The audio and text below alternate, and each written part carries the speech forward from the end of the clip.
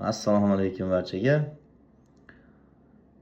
Demak, bu darsimiz muvaffaqiyatli sotuv sahifamizni tayyorlash darsimiz bo'ladi.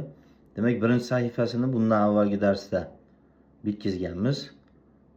Bu darsimizda bo'lsa ikkinchi va uchinchi, ya'ni so'nggi sahifa, ya'ni yakuniy sahifani birgalikda qilib chiqamiz.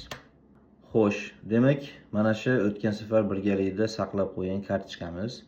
O'zgartirishni bosamiz va bu kartochka bizga kelib chiqadi. Tovar toifasini birgalikda tanlaganmiz. Nomi bor, ishlab chiqarilganligi, model, kafolat va tavsiflar hammasi joyida va asosiysi rasmlar yuklangan. Ikkinchi sahifaga o'tganingizda mana shunaqa joy chiqadi. SKU belgilash kerak bo'ladi. SKU nima edi?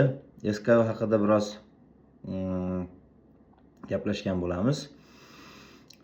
Demak, SKU Stock Keeping Unit, ya'ni yuqorida ko'rib turganingizdek SKU shakllanishi, ya'ni SKU ingliz tilidagi nomlanadigan so'zlarning qisqartmasi bo'ladi. Ya'ni zaxirani hisobga olish birligi. Ombordagi sizni mahsulotingizni nechta, qaysi rangidan nechta qolgani, qaysi razmeridan nechta qolgani, ya'ni zaxiralarni hisobga olayotganda ishlatiladigan nom. Misol uchun, har bir mumkin bo'lgan tovar varianti uchun SKU tayinlanadi. Ya'ni har bir mumkin bo'lgan variant uchun SKU tayinlanadi. Misol uchun, sizning tovaringiz bor, palto va u ikkita rangda. Qora va oq. Shuningdek, 3 ta o'lchami bor, S, M, L. Ya'ni S, M, L. Demak, S da ham qora va oq bor, M da ham qora va oq bor, L da ham qora va oq bor. Bu degani umumiy 6 ta SKU borligini bildiradi. Shunda bu mahsulot o'z-o'zidan 6 ta SKU ga ega bo'ladi. Qora S, qora M, qora L, oq S, oq M, oq va oq L. Ya'ni har bir rangga har bitta razmerdan to'g'ri kelganligi uchun 2 xil rang va 3 xil o'lcham bor. Bu degani 6 ta SKU.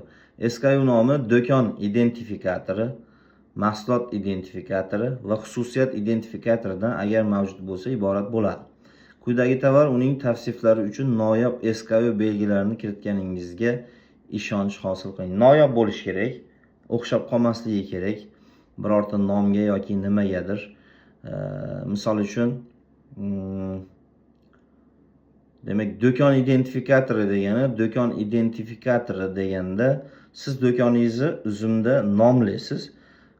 Demak, ana shu nomni ham o'zingiz ko'rishingiz mumkin, ham buni xaridorlar bemalol tekshirgan vaqtda ko'rishi mumkin. Lekin do'koningizni identifikatori, ya'ni do'kon identifikatori degani bu sizning do'koningizni tizim tanishi uchun kerak bo'lgan nomga aytiladi. Misol uchun, siz do'koningizni aytaylik, Abbos Shoes, ya'ni Abbos oyoq kiyimlari deb nomladingiz va bu yerda buni barcha ko'rishi mumkin. Lekin tizim Abbos Shoes'da nechta harf bor? A, B, B, 5 ta Shoes. Yana 5 ta, 10 ta. Bunaqa uzun nom bilan taniy olmaydi va hujjatlarda bunaqa uzun nomlarni yozish biroz noqulayroq bo'lganligi uchun alohida nom belgilashingizni so'raydi. Misol uchun, Abbos Shoes do'konini tanish uchun A, B, B yoki Abbosda mana 5 ta harf Sh, U deb qo'yishingiz mumkin. Yoki oyoq kiyim bo'lsa, Abbos oyoq kiyimlari bo'lsa nomi Abbos Oy, Abbos oyoq yoki ABB oyoq deyishingiz mumkin bo'ladi. ABB oyoq deydigan bo'lsangiz, demak, sizni shtrix kodlaringizda ham xuddi mana shu do'koningiz identifikatori kelib chiqadi birinchi. Undan keyin kartochkangizni hozirgi mana shu SKU identifikatori, undan keyin bo'lsa xususiyati, ya'ni hozir mana shu joyda biz xususiyat qo'shishni unutibmiz. Birozdan keyin ana shu birinchi sahifaga qaytib, qanaqa qilib xususiyat qo'shishni albatta ko'rsatib o'taman. Xo'p, demak, bo'lsa xususiyatingizga, ya'ni misol uchun deylik, meni do'konim identifikatori Prochex, ya'ni Prochexollar. Xo'p, undan keyin hozir mana men kartochkamga, demak, Vercase, ya'ni Vertu V belgisi borligi uchun Vercase, case degani bilasizlar, mana shu ustidagi qoplamani aytiladi. Vercase deb nomladim. Ya'ni ProCheck Vercase. Undan keyin xususiyat bo'ladigan bo'lsa, menda xususiyat qanaqa? Qora bor.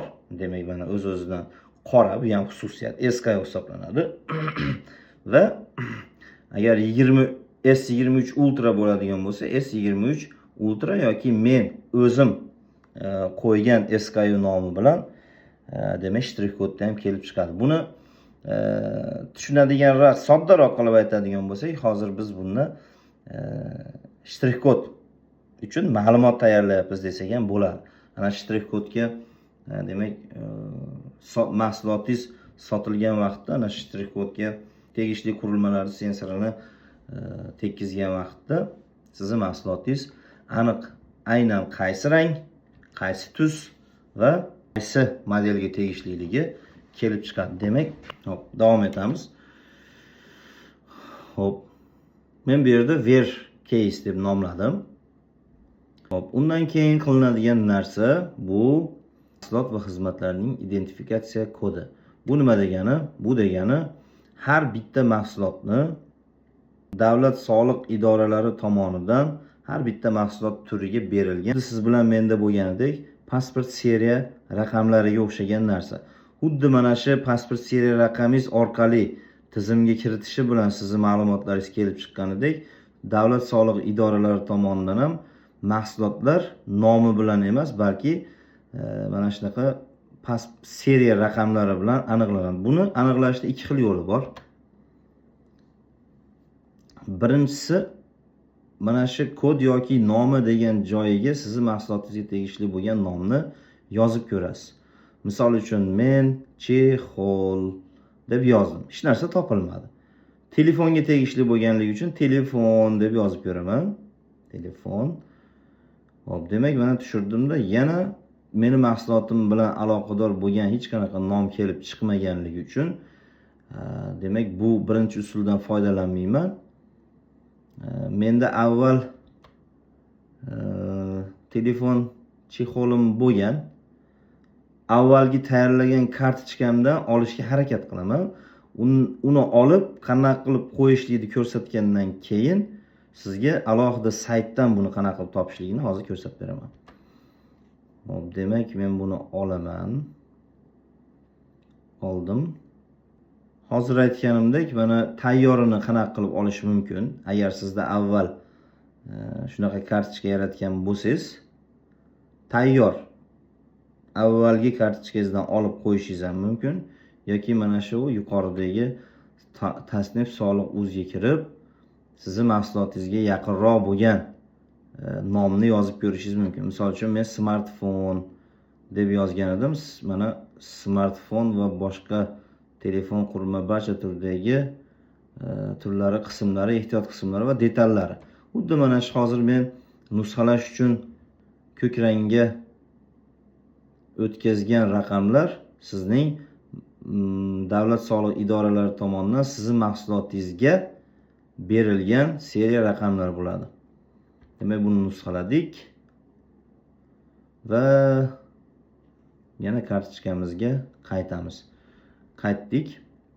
Hop. Buni ham boshida aytganimda ikki xil usuli bor qo'yishni. Mana birinchisi bitta qo'yib chiqish, ikkinchi eng yaxshi usuli mana shu chaqmoq belgisini ustiga bosasiz va kodni kiritib tasdiqlash belgisini bosadigan bo'lsangiz, hammasiga birdaniga o'zi avtomatik qo'yib beradi. Undan keyin mahsulotingiz kengligi, uzunligi, balandlik va vazni grammda yozasiz. Aynan mana shu mahsulotdan avval men sotganman. Shuni hisobiga yana bitta kartochkam bor. Grammlarini taxmin qilib o'tirmayman-da, aynan ana shu kartochkani ichiga kirib, o'zgartirishni bosib, ana shu kerakli bo'lgan ikkinchi sahifadagi mahsulot o'lchamlari bo'yicha ma'lumotlarni bemalol olishim mumkin bo'ladi hozir. Hop, pastroqqa tushamiz. Mana shu 80, 165, 32 yoki 175 deb belgilangan o'lchamlar bu ombordagilar tomonidan o'lchab o'zlari kiritib qo'ygan va buni o'zgartirishga imkoniyati yo'q. Ko'rib turgan bo'lsangiz, o'zgartirishda imkoni borlarda turibdi, qolganlarida umuman imkoni yo'q, chunki oxirgi vaqtlarda ombor o'zi bu mahsulotlarni hajmlarini o'lchab, mana shunga qarab logistika xizmatiga qancha pul olishini aniqlamoqda. Hop, demak bizniki kengligimiz 80 mm. Esingizda tuting, bu millimetrlarda yoziladi. 165 mm uzunligimiz, balandligimiz 10 mm. Hozir o'chirib to'g'rilaymiz. 10 mm.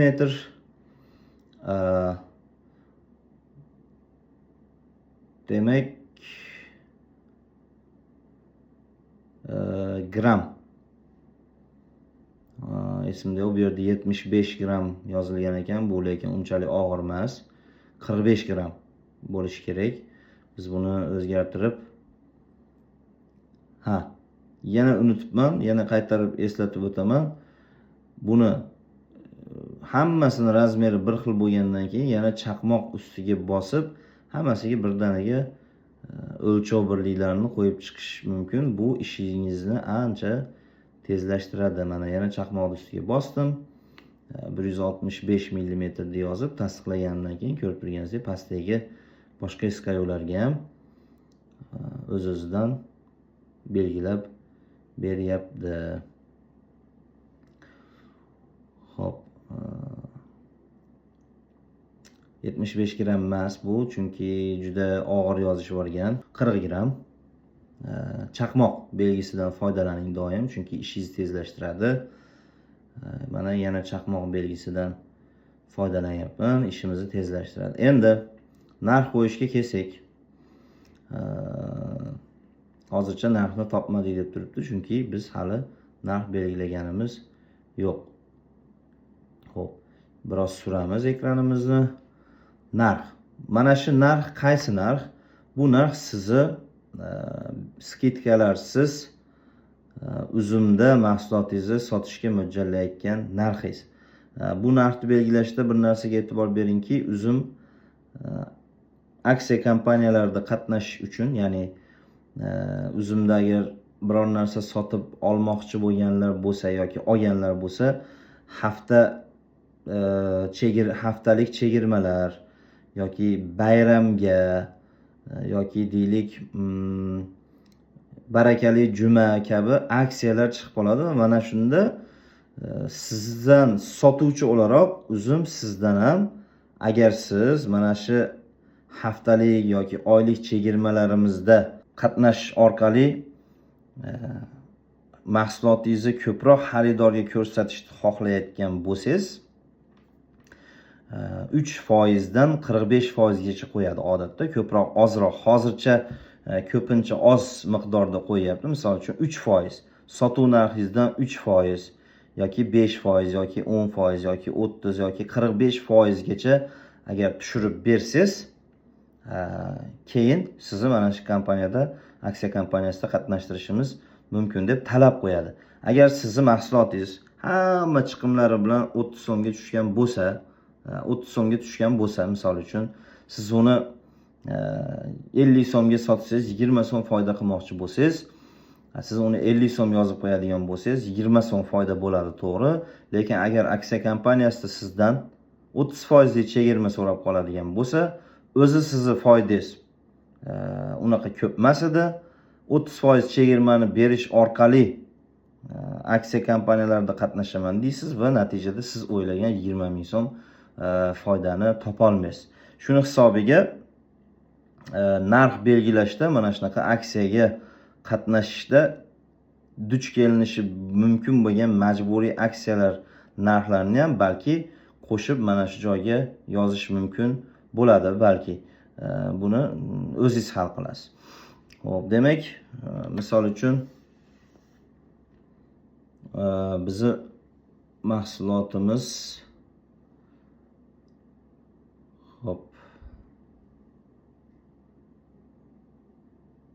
bizni mahsulotimiz narxi 42 ming so'm deb belgilaylik. Misol uchun narx belgilashdan avval sizlarga xususiyat, ya'ni bizni mahsulotimizning xususiyatlarini qo'shish haqida birinchi sahifaga qaytishimizni aytgan edim. Hozir qaytamiz, chunki chap tomonda sotuvchi kodi yozuvi ostida ko'rayotgan bo'lsangiz, qora, oq, to'q yashil bo'lib qolgan. Vaholanki bu yerda bizda S23, S24, S25 modellari uchun edi. Mana shuni kiritishni unutibmiz. Hop, qora. Hop, qora qaysi model uchun? Aynan qaysi model uchun qora? Mana shularni unutib, hozir birgalikda shuni belgilab chiqamiz. Mana shu sahifamiz. Biroz pastga tushadigan bo'lsak, rasmlar, umumiy rasmlari. Undan keyin biroz pastroqda xususiyatlarni tanlash. Mana shu xususiyatlarni tanlashda demak, o'zbek tilida nom. Xususiyatimizning nomi nima? Model. Ya'ni biz hozir bunga model qo'shmoqchimiz. Demak, model deb yozamiz. Model. Rus tilida yozish kerak bo'ladi. Xohlasangiz lotin tilida yozing. Xohlasangiz rus tilida yozing. Ko'proq endi baribir rus tilida yozish kerak bo'ladi, chunki nomni rus tilida so'rayapti. Model ham o'zbek, ham rus tilida ko'pincha bir xil talqin qilinadi va bir xilda yozamiz. Xo'p. Demak, model. Model. Hop, model. Bu xususiyatimizning nomi. Xususiyatga endi qiymat berish kerak. Xususiyatimizning qiymati nima? Bizda S23. Hop, 23. Ya'ni S23. Hop. S23 Ultra bor. Pastdagi xususiyat bo'lsa, bu ruschasi. Ikkalasida ham bir xil o'qilganligi uchun ikkalasiga bir xil yozib qo'yapman. S24 Ultra bor.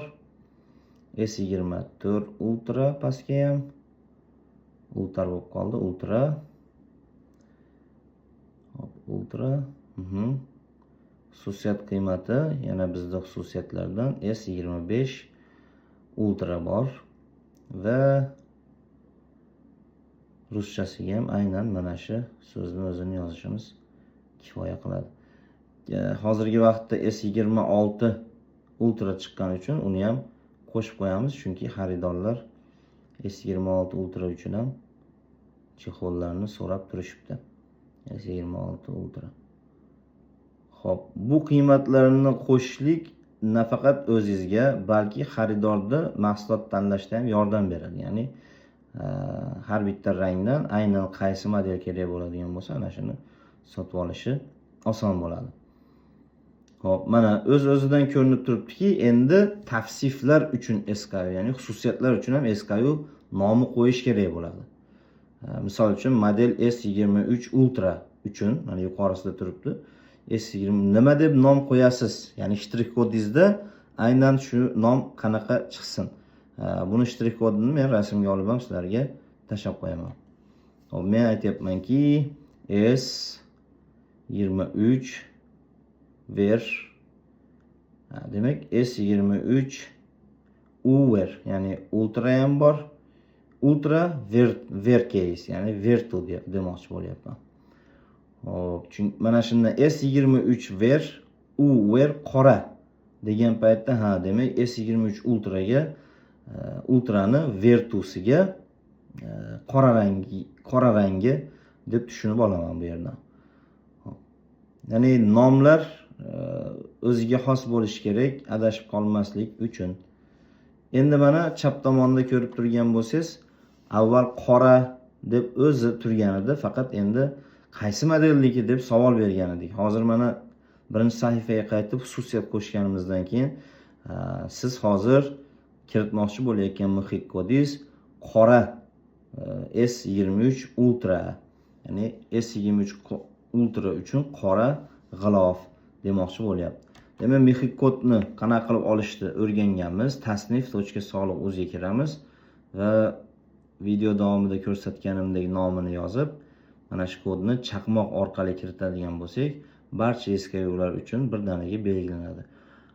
Undan keyin kengliklar, undan keyin kenglik, uzunlik, ya'ni siz o'zingizning mahsulotingiznikini yozasiz, men bo'lsam o'zimnikini yozyapman. Ya'ni Unutmaylik, santimetrda yozilmaydi bu yerda. Chunki o'lchamlarni noto'g'ri yozadigan bo'lsangiz, buni algoritmlar qayta hisoblaydi va agar noto'g'ri ma'lumot kiritayotgan bo'lsangiz, demoqchi bo'lganim, ya'ni haqiqatdan juda ham uzoq bo'lgan ma'lumot kiritayotgan bo'lsangiz, hech qachon ruxsat bermaydi. Shuni hisobiga iloji boricha mahsulotingiz razmerini birga bir bo'lmasa ham o'lchamiga yaqinroq razmerlar qo'ysangiz qabul qiladi va buni baribir omborda o'zlari o'lchashadi. Hop. Demak, hammasiga uzunliklar, kengliklar, balandlik va vaznni kiritgan bo'ldik. Hop. Demak, endi hamma SKU'larimiz, modellarimiz aniq bo'ldi. Narxni belgilasak bo'ladi. Men bu yerga misol uchun 42 ming so'm deb belgiladim. Hop. Mana shu o'ng tomonda berilgan xatolik bu hech narsa emas. Bundan bemalol bu hozirgi bergan xatolik hech narsa emas. Mana yuqorida davom etishni bosganingizdan keyin o'z-o'zidan 3-sahifa kelib chiqdi. Endi hop.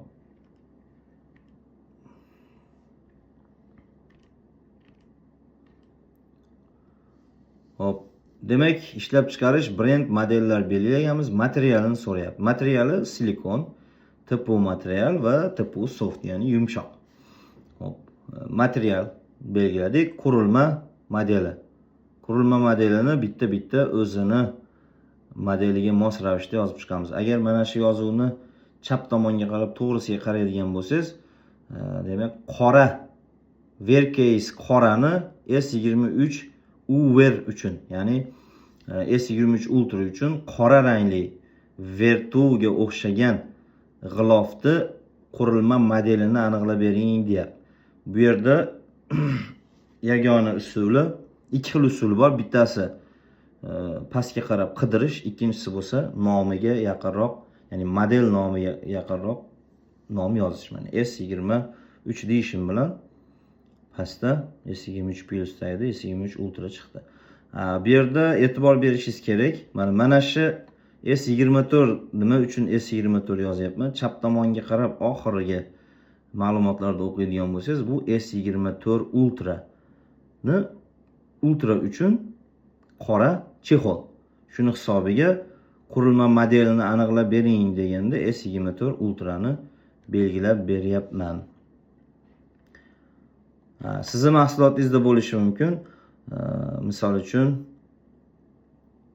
sviter sotyapsiz, pijama sotyapsiz yoki 3 talik pijama qiziliga model belgilang deyishi mumkin. Agar modeli bo'lsa, bu yerda telefon modeli borligi uchun qurilma modelini so'rayapti. Balki sizdan so'ramasligi mumkin. Lekin boshqa shunga o'xshash ma'lumot so'raydi baribir.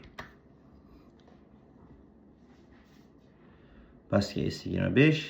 Endi S26 hali beri bu tizimga mavjud deb kiritilmaganligi uchun iloji yo'q. Yana S26 ga ham S25 ni kiritib qo'yishga to'g'ri keladi. Iloji yo'q. Buni har bittasiga yozib chiqish kerakmi? Buni iloji yo'q, har bittasiga yozib chiqasiz, chunki ommaviy belgilab bitta model qo'yib yuboradigan bo'lsangiz, bu xaridorlar mahsulotni qidirayotgan vaqtda yordam, ya'ni algoritm sizni mahsulotingizni topib berishda yordamini qisqartiradi. Shuni hisobiga erinmasdan nechta model bo'lsa, barchasini to'g'risini yozib chiqish kerak. Agar menga farqi yo'q, men erinaman deydigan bo'lsangiz, bemalol mana shu yuqoridagi qurilma modeli ro'barasida turgan yuqoriga pastga o'q belgi oldida hammasini ommaviy belgilab chiqishingiz mumkin, lekin men hammasini bitta belgilab chiqishga qaror qildim va mana shu narsa to'g'ri hisob. Hop, belgiladik. Yana e'tibor berayotgan bo'lsangiz, S26 hozirda tizimda o'zida bu ma'lumot mavjud bo'lmaganligi uchun S25 ya'ni eng yaqin bo'lganini belgiladim. G'ilof turini so'rayapti. Hop, demak g'ilof turida ustunni o'chirib yuborishingiz ham mumkin agar kerak bo'lmaydigan bo'lsa, chunki yulduzcha belgisi yo'q. Ana shu yulduzcha belgisi yo'q bo'lgan ma'lumot so'ralayotganda bemalol ustunni o'chirish orqali bu ma'lumotni kiritmasligingiz mumkin bo'ladi. Bizning g'ilofimiz turi qoplama.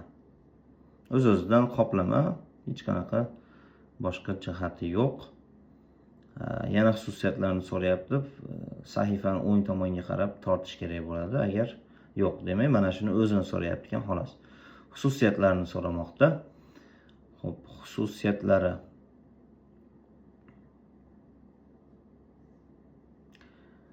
Xususiyatlarini hozir belgilaymiz.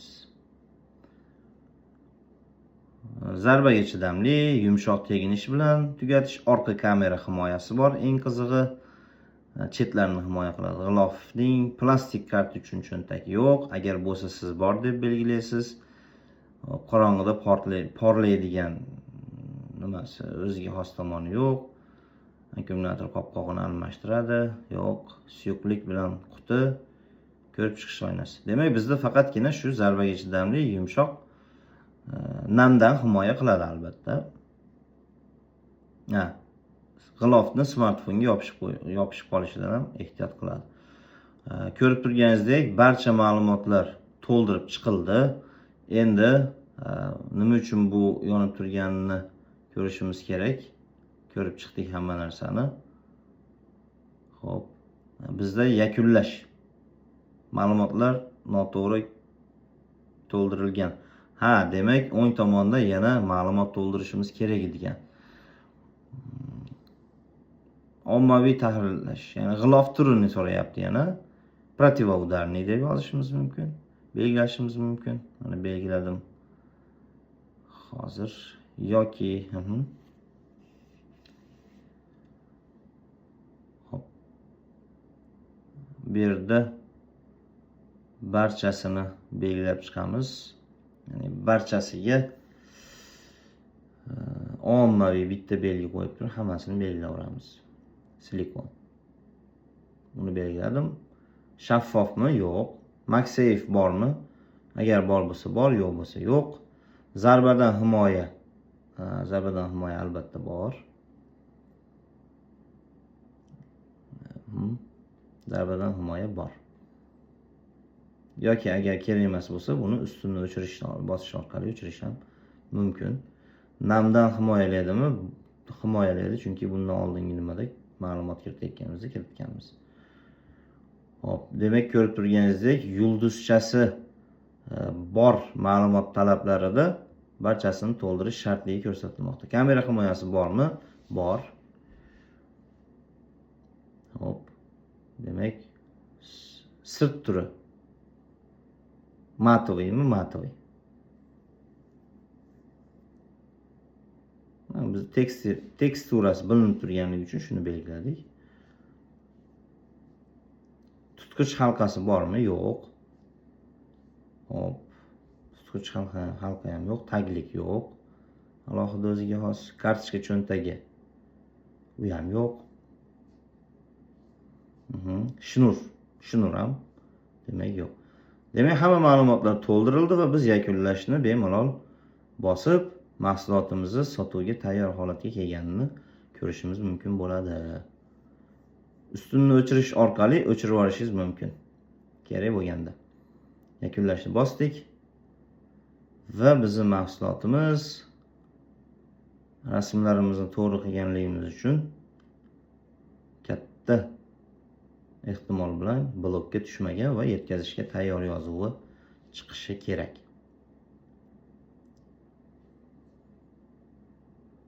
Biroz, mana eng yuqorida ko'rib turgan bo'lsangiz, undan birinchisida SKU yo'q deb turgan edi. Endi bo'lsa yetkazishga tayyor. Ya'ni sizning mahsulotingiz kartochkasi tayyor. Mana shu mahsulotni shu kartochka bilan bemalol omborga yetkazib berishingiz mumkinligini aytmoqda. Ya'ni yetkazishga tayyor degani shunaqa degani. Hop, demak, mana shu kartochkani ustiga bosib, uzum sotuv sahifasini bemalol xaridor kabi ko'rish imkoniyati mavjud bo'ladi. Uning uchun siz sichqoncha kursorini ana shu kartochkaga olib borasiz va bosganingizdan keyin, mana yetkazishga tayyorligi haqida gapirgan bo'ldik. Bosganingizdan keyin ko'rib turgan bo'lsangiz, mahsulot nomi burchagida kvadrat shaklidagi chiziq ichida burchakka qarab strelka bor. Mana shuni bosadigan bo'lsangiz, o'z-o'zidan sizni uzumdagi sahifasiga olib o'tadi. Demak, ranglar ko'rib turgan bo'lsangiz, oq, mana rangda oldi, to'q yashil, qora va qora shisha va bu modellar. Kimga qaysi model kerak bo'lsa, rang va modellarni tanlash orqali bemalol sotib olish mumkin. Ko'rib turganingizdek, mana 42 ming so'm yozgan edim, 4200 so'm bo'lib qolgan.